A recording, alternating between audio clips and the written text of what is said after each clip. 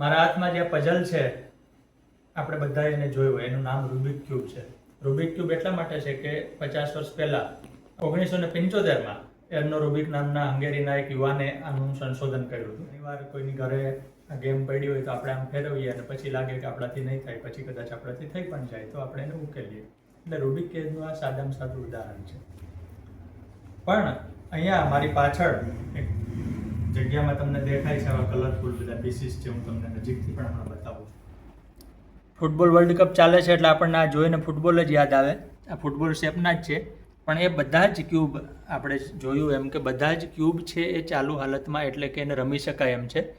એ અલગ વાત છે કે આપણને એક પણ ક્યુબ ફેરવીને આપે તો આપણાથી એકય લેવલ કદાચ ન થાય, કારણ કે એ માટે ખાસો સમય અને શ્રમ આપવો પડે અને ખાસ તો દિમાગ લડાવવું પડે. આ જે દેખાય છે સૌથી નાનું ક્યુબ છે, જે આપણે સાદું હોય છે 3x3 એટલે કે 3x3 પ્રકારનું, અને આખે આખું રમી શકાય એમ જ છે, એટલે ખાલી દેખાવ માટેનું નથી. કેટલાક ક્યુબના આકાર જુઓ, જે આકારનું નામ પણ આપણને બોલવું અઘરું પડે. આ બધાના શેપ પણ એવા છે, બધામાં કહ્યું એમ લખેલો છે એટલે એમણે એને ડિઝાઇન કર્યા છે.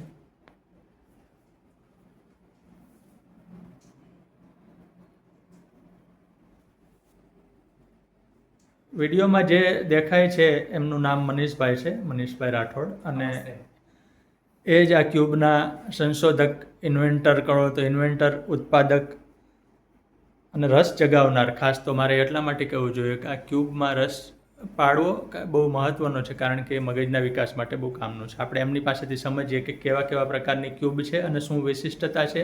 અને આપણને એમ લાગે છે કે બધા કલરફુલ ચોકઠા પડ્યા છે એ ખરેખર હરીફરી શકે છે કે કેમ, કારણ કે આ બધા આકાર જોઈને આપણને એમ લાગે કે આને તો ફેરવવા મુશ્કેલ હશે. તો આપણે મનીષભાઈ પાસેથી જાણીએ. ઓકે, તો રેગ્યુલર 3x3 રૂબિક્સ ક્યુબ તો બધાએ જોયું હોય, અને એમાં પણ પછી 3x3 પછી 4x4, 5x5, 6x6, 7x7 એમ 21x21 સુધી માસ પ્રોડક્શનમાં થયેલા છે.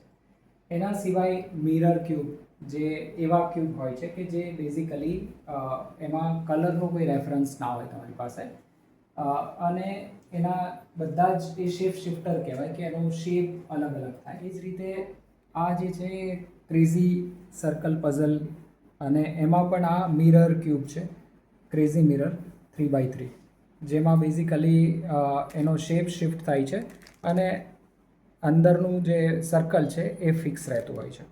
એટલે આ એક છે. પછી આ એક મિક્સઅપ ક્યુબ છે. મિક્સઅપ ક્યુબમાં નોર્મલી એવું હોય કે જે એજની પોઝિશન હોય એ સેન્ટરમાં આવી શકે. એટલે તમે કોઈ બી, જેમ કે આ એજ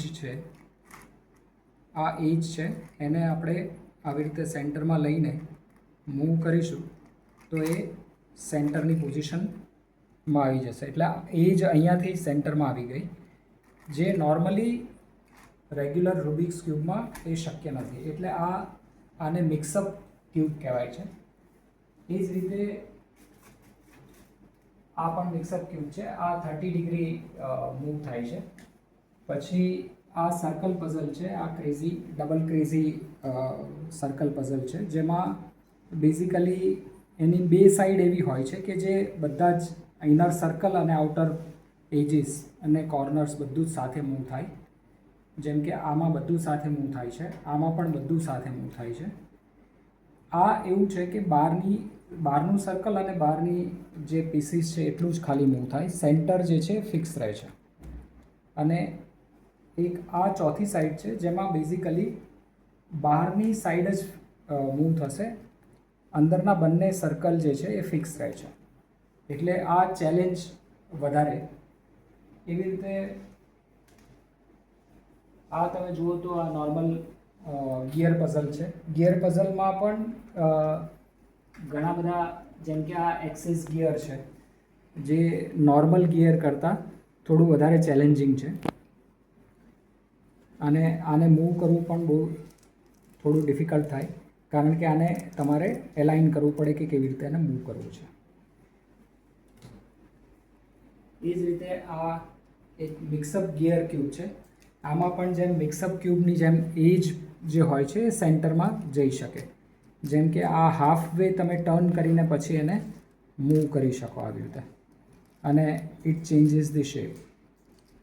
તો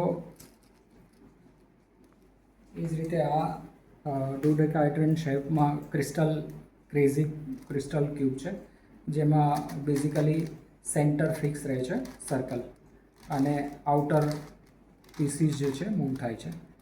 અને તમે જોઈ શકો છો આ રીતે અલગ અલગ પીસીસ મૂવ થાય. આ એક અલગ શેપનું અને અલગ બેઝિકલી ચેલેન્જીસ જે આપતું પઝલ છે, જેમાં બેઝિકલી એના મૂવમેન્ટ જે છે એ જેમ કે આ સાઈડ છે એમાં સર્કલ સાથે મૂવ થાય છે. અમુક એવા સર્કલ્સ છે કે જે સ્ટેશનરી રહે છે. આ સર્કલ સ્ટેશનરી છે, બહારના પીસ જે છે મૂવ થાય છે, અને એના લીધે ચેલેન્જીસ વધી જાય, કારણ કે આ સાઈડના બધા પીસ જે છે આ સાઈડ સાથે મૂવ થતા હોય. અને એ જ રીતે આ ઘોસ સિરીઝના બધા પઝલ છે. ઘોસ સિરીઝના પઝલમાં નોર્મલી એક એવું ચેલેન્જ રહેતી હોય કે આને મૂવ કેવી રીતે કરવાનું. તો નોર્મલી એવું હોય કે ઘોસ સિરીઝમાં ઓફ સેન્ટર લેયર હોય, એટલે કે તમે અહીંયાથી જોશો તો આ કોઈ લેયર એવી નથી કે સીધી અહીંયાથી મૂવ થાય. તો એને પહેલાં એલાઇન કરવી પડે, અને એલાઇન લેયર સાથે કરીને પછી એને મૂવ કરવાની હોય છે આવી રીતે. અને એક વખત એને મૂવ કરો પછી જ એલાઇન કરો પછી જે મૂવ થાય છે. એ જ રીતે અલગ અલગ શેપ અને સાઇઝમાં ઘણા બધા પઝલ્સ તમે અહીંયા જોઈ શકો છો. અહીંયા ઉપર મેન ક્યુબ એવું લખેલું છે, એટલે મનીષભાઈએ પોતાના નામની સાથે ક્યુબ જોડી દીધું છે, મેન ક્યુબ. તો હવે મેન ક્યુબમાં કેટલાક ક્યુબ છે એમાં અહીંયા એમ લખેલું દેખાય છે. એટલે એમ લખેલા ક્યુબ ઘણા બધા છે. સ્વાભાવિક રીતે વિડીયોમાં બધાના એમ તો નહીં જ દેખાય, પણ એમણે પોતે ડિઝાઇન કર્યા છે, પછી એ પ્રોડ્યુસ કર્યા છે, અને હવે એના ટ્રેડમાર્કથી એ વેચાય છે. અને હવે ઓનલાઈનના માર્કેટમાં તો દુનિયાભરમાં વેચાય. એટલે એ પોતે કેટલાક ક્યુબ જોવા માટે કે જ્યારે શરૂઆત હોય ત્યારે પરદેશથી મગાવે છે. તો એવી રીતે પરદેશમાં પણ એમના ક્યુબ જાય છે. એમણે ક્યુબ વિશે પોતાના અનુભવોનું એક સરસ પુસ્તક પણ લખ્યું છે અંગ્રેજીમાં, one time at a time. એટલે એક સમયે એક જ વાર તમે ફેરવો તો ક્યુબ કઈ રીતે આસાન બને. અને આમાં એમાં જીવનનો પણ સંદેશો છે કે કોઈ પણ કામ તમે લીધું છે તો એક સમયે એક કામ સરસ રીતે કરો તો તમે બીજા કામ સુધી વધુ ઊંચા લેવલે પહોંચી શકો. આ ક્યુબની ગણતરીમાં પણ એ જ સિદ્ધાંત લાગુ પડે છે. તો આપણને બે સવાલ થાય કે આટલી બધી ક્યુબ બનાવવાનો સમય, શોખ, શ્રમ એ બધું આપવા પાછળ એમનો ઉદ્દેશ શું છે, અને કોઈ માણસે શા માટે આ ક્યુબમાં રસ લેવો જોઈએ? તો બેઝિકલી સૌથી વધારે ઇમ્પોર્ટન્ટ છે ફોકસ. અત્યારે મોબાઈલ અને અલગ અલગ સ્ક્રીનના જમાનામાં નોર્મલી બાળકો હોય કે મોટા લોકો હોય એ આ પ્રકારની ગેમ્સ રમવાનું હવે ધીરે ધીરે કરતાં ઓછું કરી દીધું છે. પણ આ પઝલ નોર્મલી રમવાથી એક તો કોગ્નિટિવ સ્કિલ્સ તમારી ડેવલપ થાય, સ્પેશિયલ એક્સિસ તમારા ડેવલપ થાય, પ્લસ તમને ઓરિએન્ટેશન, અલગ અલગ પર્સ્પેક્ટિવ, કોઈ પણ એક વસ્તુને તમે અલગ અલગ કેટલા એંગલથી જોઈ શકો છો એ તમારું ડેવલપ થાય. અને મેઇન તો છે ભણવા માટે ફોકસ, જે નોર્મલી છોકરાઓને વધારે જરૂર હોય છે, કારણ કે અત્યારે શેલો એટેન્શન થઈ ગયું છે. એટલે આમાં તમારું 100% એટેન્શન જોઈએ રમવા માટે, કારણ કે એક પણ મૂવ અગર સોલ્વ કરતી વખતે ખોટો ગયો તો આખું ફરીથી એ પઝલ સ્ક્રેમ્બલ થઈ શકે છે.